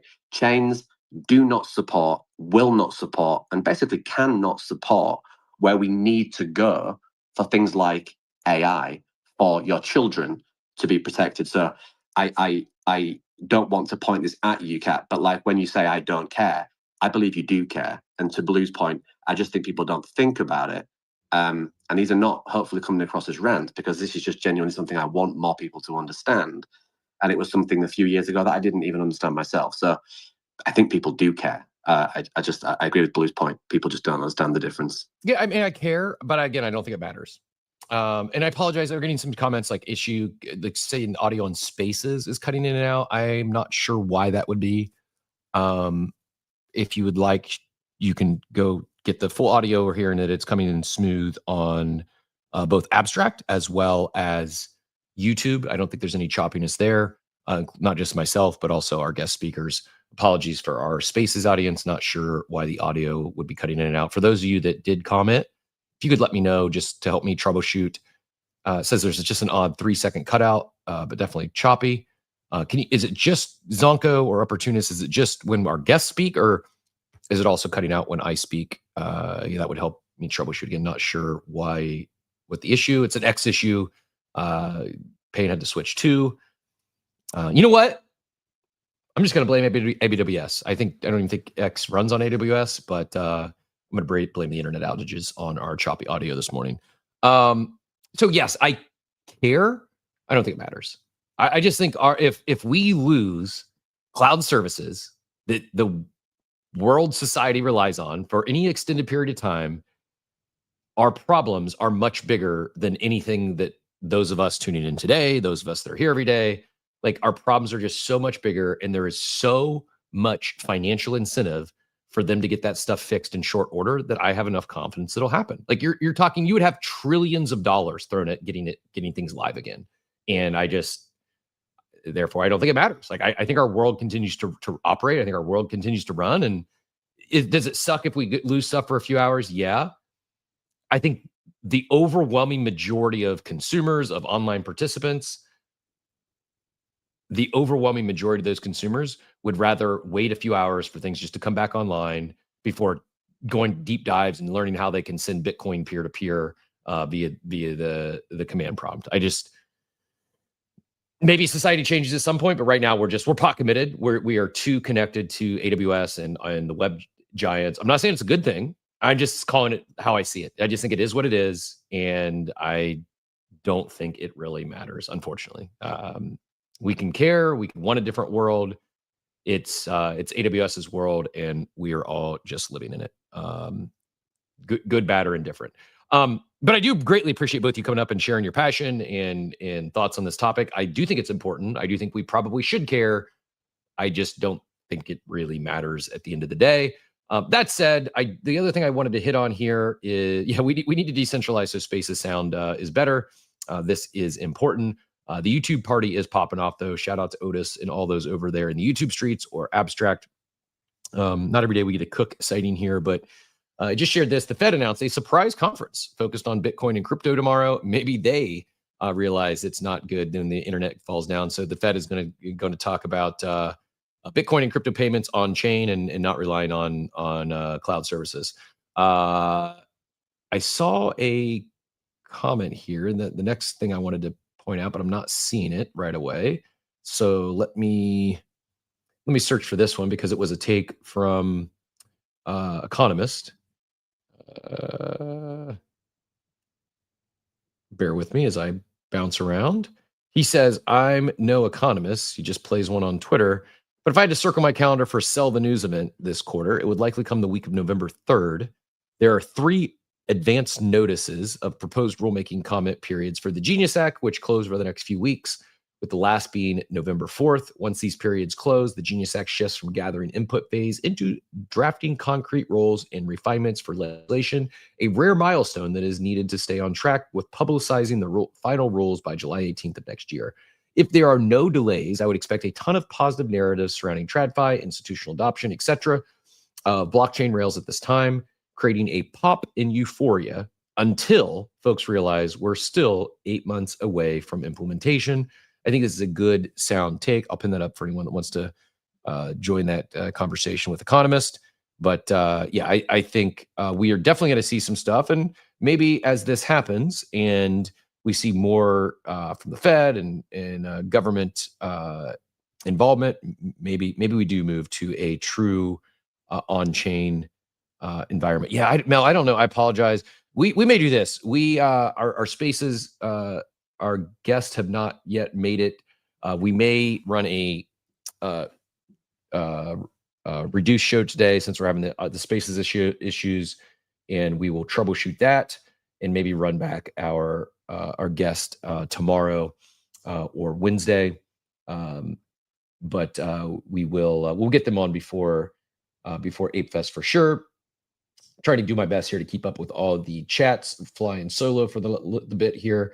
A lot of people had fun at the national event and hanging out with Gary.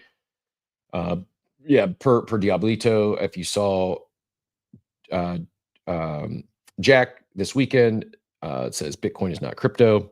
This is Jack Dorsey, founder of Twitter and Square, and maybe the very own Satoshi. We will see. Actually, we probably won't see, but let's do this. We will unless they pop in the next few minutes, we'll run back our guests Tuesday or Wednesday, and we can keep this conversation flowing. So we did lose. Oh no, Fitzy's up there. We lost Steve. Is who we lost. Lords, join us in YouTube or Abstract. I'm kind of legit serious because the fact the audio issues came up intermittently during the show and not the full show leads me to believe that it isn't myself or my input or soundboard. I do think this could actually be internet related. No pun intended. I just changed one of the output settings, but that shouldn't really change too much. My apologies for the audio going in and out. But yeah, Fitzy, anything else on the? Did you get everything in there? I didn't mean to cut you all short. Thought we were going to have to move to guests, but we're going to run that back another day. So yeah, anything else you want to add to the conversation? No, I mean, no, I think it's a great conversation. It's just one of those that it will continue to happen. There are people that are working on this. I mean, for example, Tether, right? Not many people know this about Tether, but like they're massively working in the peer-to-peer technology space, right? They have a company called Hole Punch. I always forget the relationship, but it's either massively invested or created or whatever. And they have using that stack, they have an app called Keat, and Keat is like a peer-to-peer messaging app, right? And so I think Signal went down today, right? One of the apps, it's okay having end-to-end encrypted messaging and stuff, but if you can't message anyone, that's a problem. So I think they would care. You mentioned Jack Dorsey, right? I think is it Jack that was also launching the Bluetooth communication app? Yep. So literally not even needing the stuff that people think that we need now, sort of bouncing messages across people as nodes effectively. And so people are working on this. And so if the greatest minds if the greatest minds and the greatest wealth within our space are working on that, then it tells people like me and companies like us that it's where we're going. Directionally, it's where we're going. People don't care, that's fine. People didn't care about blockchain, that's fine. People still don't care about Bitcoin, and Bitcoin's doing pretty good. So it's you get Bitcoin at the price you deserve it, and you get security and ownership at the price you deserve it, right? That's where it's going to be. It's inevitable, and you won't like that word, but it is, and that's where it's going. But I definitely will not know. Nobody does when that tipping point comes, but it's inevitable. Yeah, fair. Again, I really appreciate you joining us today and sharing your thoughts on this. Blue adds, people forget digital music went through the same struggle blockchain is going through now. When MP3s first came out, people didn't understand them. Labels fought it. Artists were unsure. And people said, why would I pay for something I can't hold but wants education? See, I think this is actually making my point for me, Blue, that if I grew up in that era of we went from tapes to CDs to MP3s, and we have digital music today as proliferated music. When MP3s first came out, they were peer-to-peer. Like I was in college, I got my MP3s off of Winamp from other individuals. And fast forward to today, our music has went from effectively peer-to-peer and semi-decentralized to it's mostly on Spotify, Apple Music, etc. It's mostly on centralized behemoths because that's the way our world evolved, and it worked better. I don't worry about getting viruses on my computer when I access Spotify. Like it's just, I agree with everything you're saying. I just don't think our world cares, and I don't think those of us here who are passionate about this have enough ability to move the masses to make them really care. They just want things that work, and things work better in a centralized environment more often than not, at least in today's world. Maybe this changes over decades, but I think the digital music example is a great one where it really did go from peer-to-peer to we're relying today. Most of the world prefers their music on, maybe artists hate Spotify. I get it.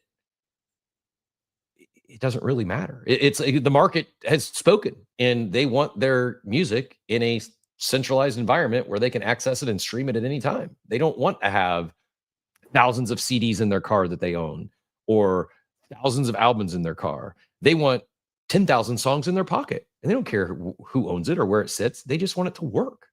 And I think the same thing applies to a lot of what we access on the internet. We don't really care if we own it or if we hold it or I can access this physically. We just want it to work. Blue, go ahead and counter, and then we'll go back to Fitzy. Yeah, absolutely. I think my point is the point is that we don't want it to get to the place of what digital music is. And we did have we had a control over it when it was not digital. When we brought it into digital and everybody understood it, got the education, there's still people walking around with like using cassette players and stuff like that. And so my point is that now we're fighting a whole system to literally figure out how to combat what happened. So now you have people getting sued for not using the music properly, the ownership, all those things. And now artists are fighting. And when Taylor announces, the first step was to buy back her music and the masters. There's artists that have been fighting and fighting and fighting to do that. And it's very difficult. And so the first step was buy back your masters. And now there's going to be a whole list of artists lined up who's doing it, and they're buying back their masters. The next step is they're going to move to using like NFC chip music. And they're going to put their music on blockchain and all these other Yeah, different I don't think so. I'm sorry. I got to jump in. that gives them ownership. I got to jump in. We're getting Crypto Pain says Frank Ocean's another example. Yes, I agree. It's wise for artists to buy their masters. I don't think it has anything to do with blockchain tech, centralized or decentralized. That's them owning their work. And that is a music industry contractual thing where I don't think it has anything to do with private custody or not. That's a contractual thing. Here's like, again, making my point. Taylor Swift's the biggest artist in the world. She bought back her masters. Very, very expensive, hard for a lot of artists to do after they're at that point. She just released an album where it was a #1 sell because she had all these different album covers. I mean, it would have been #1 regardless, but she sold more because it was like, I don't know, I'm not a Swiftie, but my understanding, I think there was 13 different album art covers. So it was 13 different SKUs. So people went out, her collectors went and bought 13 album covers. Guess what? If I wanted to, I can go still listen to the life of a showgirl on Spotify. And until Taylor Swift stops releasing stuff on Spotify, it's not going to change. Not at scale. People are still going to, play the game. Like it's too entrenched in society, and it's just a better product. Like I have never seen anyone in the last 10 years walking around with a Walkman and CD or cassette tapes. I'm not saying it doesn't happen. I'm sure people still listen to cassette tapes. I know still people have brought back vinyls and they'll still listen to records. It's different quality sound. It's still like, you can't tell me it's a better user experience to listen to 1,000 songs on vinyl, 1,000 different albums on a vinyl than it is to have 1,000 songs literally not even in my pocket, but I can access anywhere and listen to it anytime. Like it's just a better experience bringing the world online. And I don't want to go to, if I listen to 100 artists, I don't want to have to go to 100 different places to listen to those artists' songs. It's easier for me as a consumer to go to Spotify or Apple Music and get all the music I want without having to think about it. And it just works. Like it's just, Taylor Swift went and bought all her masters back. She's still using Spotify. Guess what? She doesn't have to use Spotify. If anyone was going to go away from Spotify and the centralized evil empires, it'd be Taylor Swift. But even she's not doing it. And until Taylor Swift and Frank Ocean and all these superstars stop using Spotify, it's not going away. And it's just better. Like, and I don't see them moving to a decentralized platform for their music because they don't have to. Taylor Swift can buy back her masters and still use Spotify. I don't think the math just doesn't math in my head. And I don't see this. It's just, again, the train has left the station. We're way too down this path. It just works far better unless AWS goes out, but it'll be right back on today. And next week, everyone's going to forget talking about it. And they'll just keep using their favorite internet apps and not worry about where it's being hosted. Go ahead and counter Blue, and they'll go back to Fitzy. Oh, for sure. I mean, good points. However, in these contracts, they have to let those contracts expire. These artists are allowing these contracts to expire in 2027, and at the end, in the middle of next year, there's going to be a lot of artists that move from Spotify. Taylor already did it in 2014. The issue and what blockchain solves with these contracts is I don't know, artists not being paid for their work. If your name is not properly written in the contract, you don't get paid. All those things go away with blockchain if you use it properly. And artists are moving to that. Artists are moving to a whole movement, all the way down to the movie industry. So all I'm saying is I don't think there's they a are, though. mindset. I hear you. I've seen it happen. I I don't mean, think. it's happening. It's just Yeah, it's not in that mass. It's not, though. whoever It's has just the not. biggest paycheck, it's like, Yeah, but it's not yeah, happening in mass. Like, it's just not. There's a few artists that are attempting to swim against the current. A few did it and they've already went back. You talk about, oh yeah, Taylor Swift went off Spotify for 3 years and then she went back. Like, if she can't live off Spotify and she needed the evil empire, it's just not happening. I know it's happened. There's been very small niche examples of people going on chain with their art, with their movies, with their music. It's not happening in mass. It's just not. And I don't think it ever will. Maybe I'm wrong, but it's definitely not happening in mass right now. Taylor Swift is my example. I didn't even step on you. Go ahead if you want to counter, and then we'll go back to Fitzy. yeah, without going down the Taylor hole, wormhole or whatever. What I'm allowed to say is that she is going to pull her music. The contract has to expire, which will happen very shortly. There are artists that are moving to that. In movies, there are producers that are understanding that they can produce their movies without Hollywood. And so now it has literally shaken up that movie industry. And people are trying to figure out how to have ownership. And it's only about whoever can get to these people. A lot of problems is a lot of people have thrown a wrench in the system with using celebrities to rug the community and do bad things. And so then there's a mindset that crypto's bad. That's on purpose. But people are literally figuring out, hey, if I put my land in a smart contract, then you can't come do government domain. Me being from Pennsylvania, that's what they did. They came and took over a whole entire area, people who owned their land, and they took it away from them. And so using these smart contracts, there are people who are putting their land on smart contracts. Now there are states moving to make sure that if you buy your house in Bitcoin, they'll give you a tax-free deals and stuff like that. So it's moving. It's just that how can I consume most of the people to be custodial? And it's just the education. But it is going to move. It is going to happen. It doesn't mean people are going to exist without AWS. Yes, there's going to be companies that do that, but there is a privacy war that is literally going down right now because people are literally realizing they don't need most of these companies or middlemen. So. Yeah, maybe. I think they do need them, though. Payne mentioned Frank Ocean, who, he's doing some similar things. He, I wasn't fully familiar, but he negotiated his record deal with Def Jam to become an independent artist by strategically releasing 2 albums, Endless, which fulfilled his contractual obligation, and then Blonde, a separate project, released the very next day that he kept the rights to, and then he signed a direct deal with Apple Music for Blonde, reportedly worth $20 million, and retained all rights and profits for his music. So again, yes, artists are eliminating the middleman. That has nothing to do with on-chain or off-chain, and these artists are still using the tech giants for distribution. Distribution's valuable. Right now, Apple, Spotify, they have more distribution than all blockchain combined.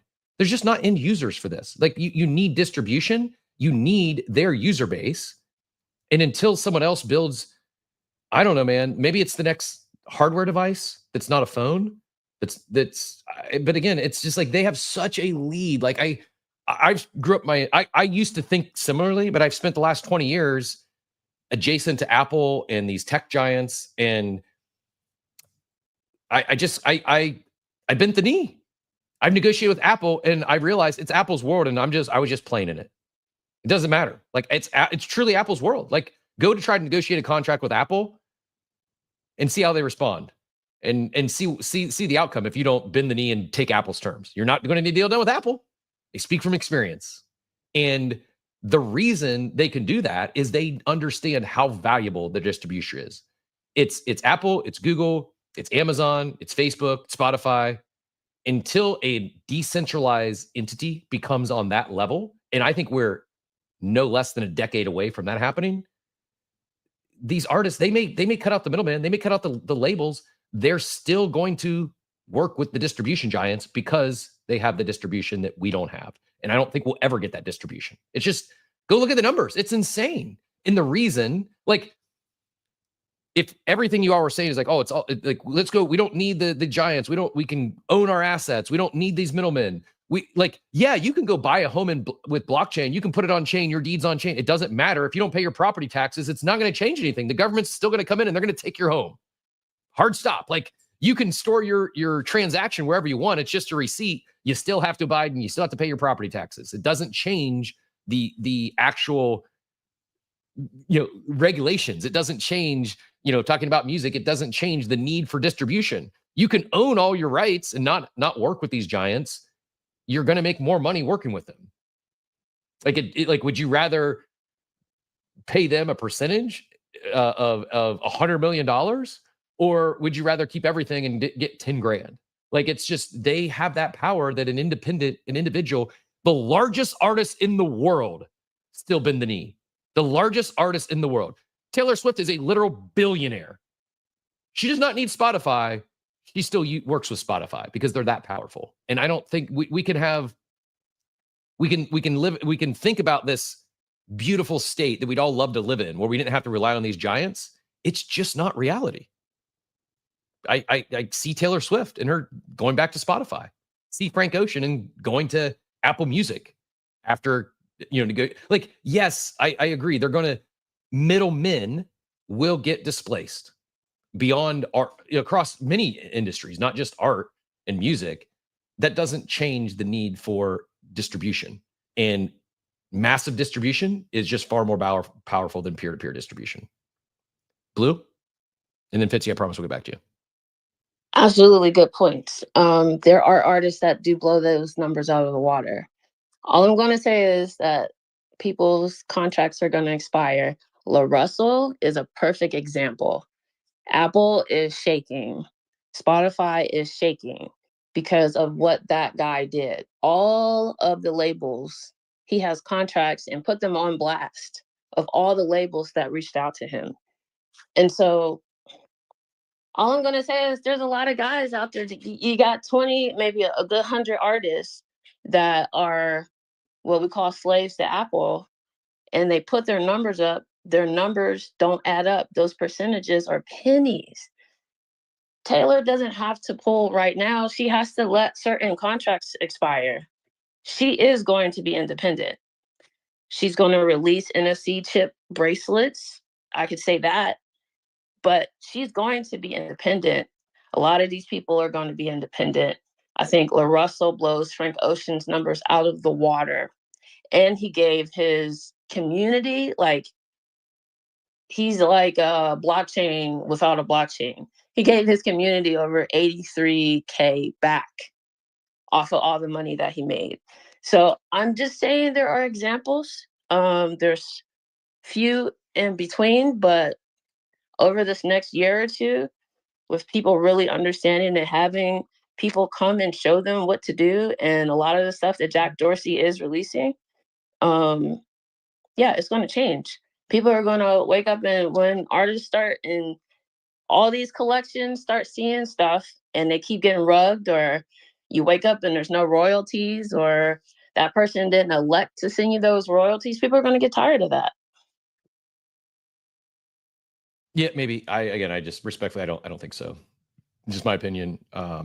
I don't think it's going to change. It's also like Connor Price, who also is independent, doesn't work with labels, still relies on Spotify heavily for distribution and all the other distribution giants, because again, it's just better. It's better for him. It's better for the users. And if you cut off those distribution giants, you're cutting off the masses. Could someone do it? Yeah. Could Taylor Swift do it? She probably could. Most people aren't in the Taylor Swift realm, and maybe someone like La Russell has made $1 million because he went independent. He probably stands to make 10x that if he's leveraging, working with these others and giving them a cut. It's just, this is very, working with middlemen, working with distributions, very different than on chain, off chain. I'm not trying to be fighting blockchain tech or decentralization, just trying to be a realist as well. And these examples we have today, I think are very powerful in the sense that Taylor, even when she went back to Spotify, she didn't need to. She already made it, and she still went back to Spotify because she's a smart business lady. Fitzy, go ahead.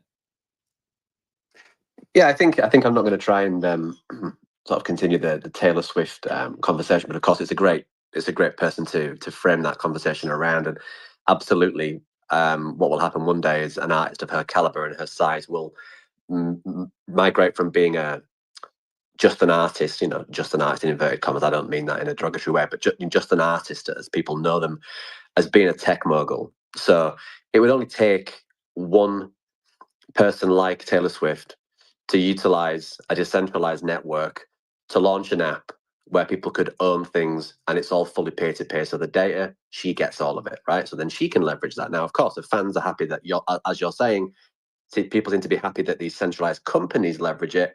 So they're probably going to feel even better if they can actually leverage that with their actual artist, right? So there's that.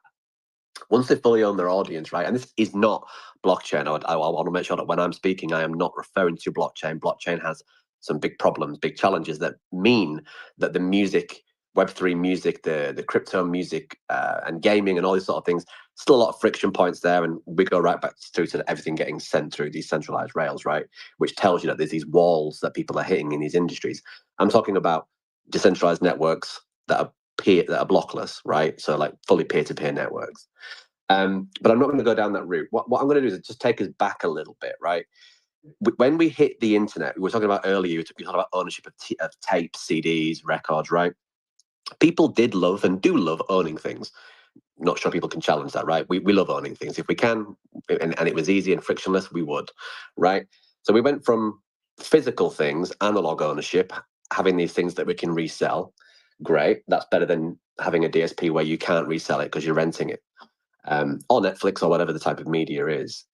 And then we hit the file sharing days, right? And that was a huge moment, right? It was a huge moment, and it felt like, wow, this is now, I own this and it's digital.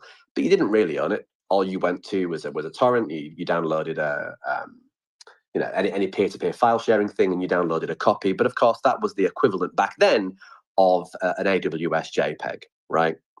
You didn't really own it, right? It was just an absolute copy and paste version of an original file. What decentralized Rails has now done has now enabled us to go back and say, well, actually, peer-to-peer was great, right? That was great for distribution. It was great for organic scaling. Of course, you won't hear me arguing that having someone like a company with the amount of eyes on it as Apple or Netflix or Amazon or Spotify, right? Of course, for spreading your brand, spreading your product, spreading your message, doing whatever you want to do, right? We know, even just with influencers in Web3, we know we need people that have more audience to sell more product, right? So no one's denying that, right? But in terms of the pie will change, the percentage of the pie will change. And I'm trying not to get away from my point, so I'll try and land the plane, mate. You had peer-to-peer distribution, but it was fungible, right? That copy of the movie was the same as the next person's copy of the movie, and it felt like ownership, but it wasn't. That is what literally enabled these huge organizations to come in and say, I imagine they lobbied government, and they said, hey, people are sharing art. This is bad for artists. They're sharing the artist songs. The artists are furious. And in hindsight, artists will look back and go, maybe it wasn't a great thing that we got furious about it, because we then got taken advantage of by these monopolies, these companies that came in the middle and said, hey, we'll do it all, and now everything's digital, and it isn't in any way peer-to-peer, right? It didn't put any level of pseudo ownership back in the holder's hands, in the community's hands, right? So putting these two hands together, you already have peer-to-peer. That's not new. The internet was born around that stuff, right? It was like Cambrian when the explosive nature of people using that. Then we hit blockchain, and then we thought that's what ownership is. And people didn't look back at peer-to-peer, which was kind of the first piece of the jigsaw puzzle. When you remove a blockchain and you remove all of those issues in the middle and have decentralized ownership within a different type of network, and again, I say it because I work for one track, you literally can achieve the same properties of ownership that you had in an analog world. It isn't super complex, right, for the user. So in terms of friction, it's completely removed, because it can be the same as going onto a website when you did a peer-to-peer download of a movie, right, back in the day, 20 years ago, 25 years ago. So these things are converging. It's just that people haven't yet stepped back for a second from blockchains as, you know, this synonym for decentralization and crypto. You don't need a chain. You don't need that queuing system, right? But if you put peer-to-peer networks over assets, right? I'm not explaining it as perfectly as I'd like to. What I'm saying is there is a huge shakeup here. People just aren't realizing it. And the second that someone like Taylor Swift or a Drake or one of these, like, you know, giants realizes that they could be building or investing or whatever, a tech company that allows this and saying, hey, launch one of these, we help you launch one of these, so you can now own your own audience, that data can be saved, it's all peer-to-peer, there's privacy in there, there's no friction because it feels like everything else. They don't give a shit about the tech, exactly like you say, Cap. Like, no one's denying that. The average user simply does not care. But it just is going to go that way. Like, what I'm trying to reiterate is it is already going that way, but people in our bubble in CT think that blockchains are it. And I'm telling you that there's a level above that, and it's peer-to-peer layer ones, right? So that's all I'll say. It's not easy to see, and that's a lot of words, but for sure it's going that way, and it's just slowly at the moment, like Bitcoin. Yeah, so I would say it could go that way. I'd say it's some are starting to go that way. I would agree that it's going to take not just a Taylor Swift. It probably takes a Taylor Swift, a Drake, a fill in the top 5 artists on the planet to team up and do this together to where they could match the distribution of someone like a Spotify, an Apple, etc. And I think part of what you may help me unpack why I feel so strongly about this is because we've had this before. We had peer-to-peer. We had peer-to-peer for music. We had peer-to-peer for movies. And guess what? We went away from it because centralized worked better. Now, was it a lot of lobbying and governmental or, you know, powers that be behind the scenes that pulled us into that world? Probably, but it happened, and here we are. And so those of us who were around when peer-to-peer, we recognize today's system just works better. It may not be as great for all the reasons it's not, and peer-to-peer is better from a, I guess, from a theoretical standpoint. But the reality is Spotify works better than Napster did. It just does. And so those of us that experienced the peer-to-peer network and all the challenges that came with that, not to mention the artists who are discovered a lot better today with distribution like Spotify and Apple than they were when they were an independent uploading to Spotify or even something like SoundCloud. So it are some experimenting and heading that way. Yeah. Could it eventually get to where everyone goes that way? Yeah, absolutely. I just think it's going to take giants to do it, like Taylor Swift, Drake, and 5 others that all decide to go this route. And then yeah, we might be in a peer-to-peer world, but I think that's years, if not decades away from my perspective. Go ahead, Fitzy, and then we'll probably wind things down here and apologize everyone who joined us for a Ape Fest preview, but actually kind of glad we get to run that back tomorrow or Wednesday with seemingly it's not just us having the audio issues on X. They apparently are impacted by the internet outages of today as well. Hearing that X has been maybe more than just today, over the weekend, maybe hearing some of these audio issues on audio spaces. YouTube and X video seems to be running smooth, but go ahead, Fitzy, and then we will wind things down. Yeah, I think I'll take a left turn. I noticed that Jonah's in the room. I'm not sure how long he's been here, but it just reminded me, right? We're talking about this through the paradigm of music, right? Our file sharing, but let's talk about it through the paradigm of gaming, right? And I'm not a gamer, right? But gaming is an industry where people buy games now digitally, so there's no tangible ownership of that CD, right? Or back in the day, the cartridges, right? Like N64 type stuff, right? You owned it, so you had the properties of true ownership of that asset. Then we hit a digital world. Now games are just downloaded as, you just go and download it like you would download an app from the App Store, right? And there are games where it just stops working, right? So they just stop supporting that game, right? And gaming is, of course, and I don't have the numbers, but obviously a ridiculous amount of money in that industry, right? And so if people who buy games, right, we say buy, but we mean rent, right? Because it's centralized through cloud. We're laying all these parts of the conversation back on top of each other, right? They can literally be shut down.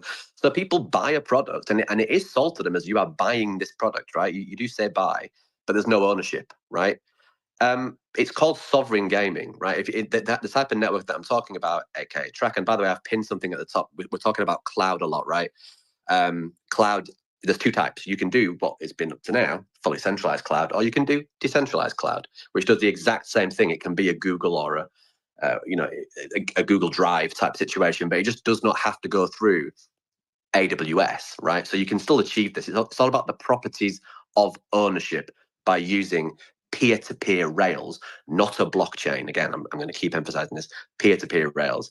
So gaming, if I download this game and I play this game and 10 other people or 1 million other people have downloaded this game, and then that company dies that sold me that game, if you're doing it on a peer-to-peer rail like I'm talking about, you can still play that game. As long as me and the other person have got that game on our device and we have access to the internet, not cloud, right? The internet, then we can continue to play that game. So do we think that gamers, do we think that music owners, do we think that podcasters, right? I mean, I haven't even spoken about it in terms of like to you specifically, guys. You do podcasts, you do streaming, you do shows, right? If you were running this on a peer-to-peer network, then someone could be owning it. You could have made it ownable, but not like the ownership that we have with blockchain, where it's like, oh, I've got this NFT, but that is essentially just a password. All an NFT is a password to a token-gated area on the internet, right? That's all that is. I'm talking about the actual stream of data for your show could be owned by your audience, and I'm sure you could monetize that very well. There's some cool mechanics there. There's definitely business that you could go around that, additional business that you could go around that because of the place that you build that app, or because of the place that you put out your music, because of the place that you put out that game. So all industries that touch anything digital that have customers, right, will go here because they will be able to make more money. The friction is still there. But as I've said, peer-to-peer was a thing. Then we went away from it because the centralized companies came in. You say things like, it just works better. I would say, well, it feels like that, but actually people were forced to do that. If there were an option side by side, the exact UX, the exact branding, but you can use a version where you own stuff, or you could use a version where you don't own stuff and it could be taken away from you. Why the hell wouldn't someone choose the one where you could own it? So people do care. I believe you also will care. As I say, slowly, surely, but that's where we're going. Fair, no, very fair. Again, really appreciate the conversation this morning. Appreciate the takes from both of you. Von Front in the chat says, agree with the what is possible with on-chain tech, but without distribution, none will come. YouTube is still a better example for trying to make money as a content creator than a new ownable platform. I would agree. I think distribution has and will change, but time frame is probably pretty long. I think that kind of sums it all up. Agreeing with everyone that I don't disagree with what you're saying. I just don't think it happens in months or even years. I think it's like a decade-long shift and or a major societal shift, i.e. Taylor Swift, Drake, etc., all joining forces to launch a peer-to-peer network. And if it happens in music, if it happens in movies, then all the others will follow. I just think without that major pivotal moment, I think things just continue as they are today for a very long period of time, because as a content creator, I would rather not own X and be able to distribute to all the users of crypto Twitter than start. We've talked to other streaming services that don't have distribution, and it doesn't make any sense for us to go there. Our sponsors don't care; they want eyeballs.